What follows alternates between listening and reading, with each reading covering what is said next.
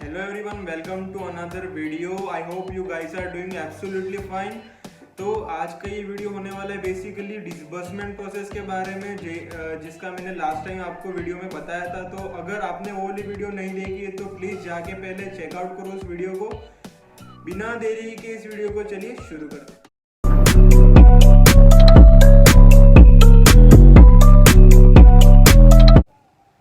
तो गाइस बहुत सौ में आपने से स्टूडेंट लोन के लिए अप्लाई किया होगा या फिर फ्यूचर में लेने वाले होंगे।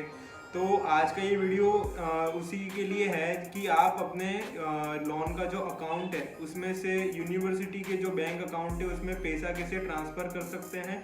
तो आपको उसके लिए क्या क्या प्रोसेस लगती है। बेसिकली आपने चलो बैंक वालों ने आपको लोन दे दिया, ठीक है। अब ये बात आती है कि यूनिवर्सिटी वाले तुम्हें बोल रहे कि तुम्हें अगर एनरोल होना हो तो आपको पहले पेमेंट करनी होगी। अभी कोविड में बहुत सौ के साथ प्रॉब्लम हो रही है कि वो पैसे भेज नहीं पा रहे। तो गाइस अगर आपके पास स्टूडेंट लोन है ऑलरेडी या फिर आपको फ्यूचर में इसको इशू होने वाला है तो आप कुछ बेसिक स्टेप्स में इसको अपने यूनिवर्सिटी अकाउंट में सीधा भेज सकते हैं पैसा बैंक से। लेकिन इसको करने के लिए भी कुछ प्रोसेस लगती है। तो गाइस ये प्रोसेस जितना सिंपल दिखता है इतना है नहीं, आपको बहुत सी चीज़ों को ध्यान रखना पड़ता है। तो गाइस प्रोसेस में सबसे मेन चीज़ आती है यूनिवर्सिटी की डिटेल्स, जो कि सबसे कंपलसरी चीज़ है। आप अगर डिसबर्समेंट के लिए जाएंगे तो सबसे पहले आपको वो डिटेल्स ही पूछेंगे। और उसमें भी मेनली होता है आईडी कार्ड, आपका यूनिवर्सिटी का जो कार्ड बन के आता है आपका। उसके बाद होता है एनरोलमेंट फॉर्म और तीसरा होता है एडमिशन लेटर, डिमांड लेटर ये बोलते हैं, जो कि फीस स्ट्रक्चर होता है। मेरा तो फीस स्ट्रक्चर है। अगर आपका कोई डिमांड लेटर आपको कॉलेज प्रोवाइड करती है हर साल तो आपको वही दिखाना होता है।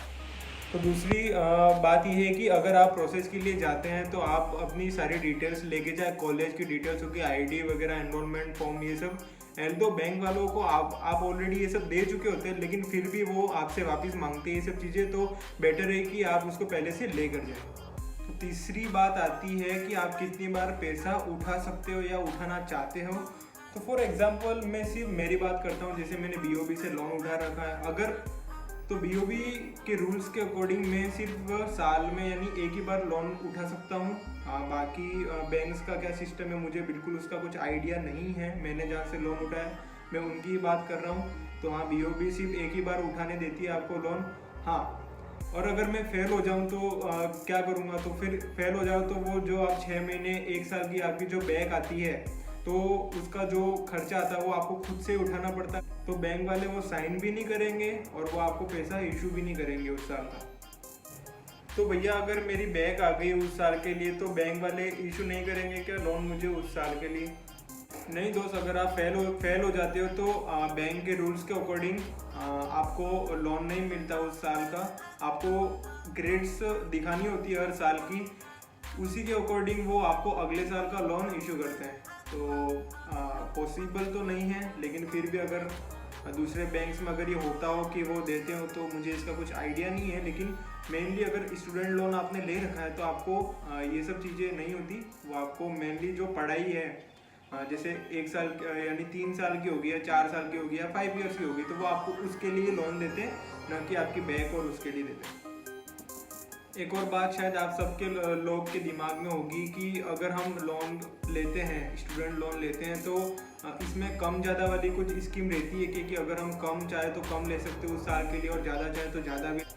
फिफ्थ पॉइंट उसी के बारे में कि हर कॉलेज में कुछ ना कुछ चेंजेस होते रहते हैं हर साल के लिए। जैसे फीस बढ़ती है, फीस कम होती है, कम तो नहीं होती है ऑब्वियसली, फीस बढ़ती रहती है। हमारे कॉलेज में तो यही सीन होते रहता है। तो गाइस आपका पैसा तो उतना ही है नो डाउट, लेकिन आपकी जो कंसल्टेंसी वाले जो क्लेम कर रहे हैं, जो कॉलेज आपका क्लेम कर रही है कि फर्स्ट ईयर इतना दे दो, सेकेंड ईयर इतना दे दो, एट लास्ट वो होना उतना ही है। लेकिन बैंक वाले आपको वो इतना इशू नहीं करते, वो उतना ही इशू करते जितना फीस स्ट्रक्चर में लिखा हुआ होता है। तो ये कम ज़्यादा वाली जो भी स्कीम है उसकी कंक्लूजन इतना ही बैठता है कि आप बैंक वालों से कम ज़रूर ले सकते हैं लोन से, लेकिन आप ज़्यादा क्लेम नहीं कर सकते हैं। टू बी ऑनेस्ट मेरे को सबसे अजीब चीज़ यही लगती है बैंकिंग सिस्टम में, स्टूडेंट लोन में। लेकिन क्या करें, अब सह लेंगे थोड़ा।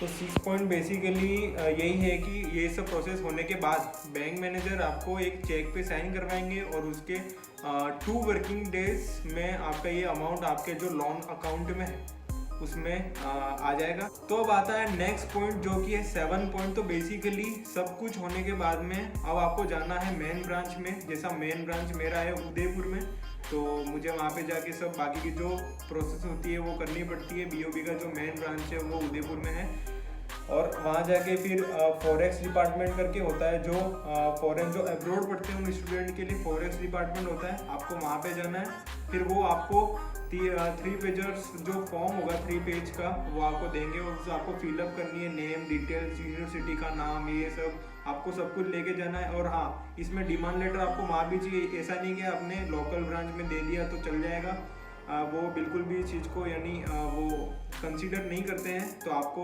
डिमांड लेटर तो लेके जाना, जो कि बेसिकली फीस स्ट्रक्चर ही होता है, तो वो भूले नहीं। और बस वो 3 पेज भर के आप दे दो, फिर वो ऑनलाइन अप्लाई कर देंगे। आपको अमाउंट पूछा जाएगा, आप ऑनलाइन करेंसी एक्सचेंज करके बताओ उनको कि हम इतना भेजना चाहते हैं, इतना भेजो। तो आप जितना अमाउंट आप वहाँ से डिसबर्स होगा आपकी जो मेन लोकल ब्रांच है, आपका मेन ब्रांच से उतना ही अमाउंट जाएगा। आप चाहते हैं कि वहाँ से कम करें तो वैसे कम तो नहीं होता, उसके लिए आपको एक अलग से लेटर देना पड़ता है, अटैच करना पड़ता है। लेकिन इसमें मेन थिंग्स होती है कि ID, पासपोर्ट और ये एनरोलमेंट फॉर्म, ये तो लेके जाना। बाकी से प्रोसेस बहुत सिंपल है, फिर इजीली पैसा पहुंच जाता है और रेमिटेंस आपको दे दी जाती है, वाया मेल आती है रेमिटेंस। और फिर आप वो रेमिटेंस अपने कॉलेज में कॉलेज वालों को दिखाएंगे, कंसल्टेंसी वालों को दिखाएंगे, फिर वो आपको आगे यूनिवर्सिटी से कंफर्म करके ये सब आगे की वो प्रोसेस वो उनका देखना। आपका इस आज की वीडियो डिसबर्समेंट प्रोसेस के बारे में यही खत्म होती है। तो बेसिकली 2 वीडियो हो गई। लास्ट वीडियो थी एजुकेशन लोन के लिए कैसे अप्लाई करनी है, और आज की जो वीडियो थी वो है डिसबर्समेंट प्रोसेस के बारे में। तो इन दोनों वीडियो को बहुत आपका भरपूर प्यार देना और सब्सक्राइब करके जाना इस चैनल को, और आप कमेंट करके इतना बताना कि आपने अगर किसी और बैंक से लोन ले रखा है तो उसमें क्या अलग प्रोसेस होती है, बिल्कुल कमेंट करके बताएं। मिलते हैं अगले वीडियो में, तब तक के लिए पीस।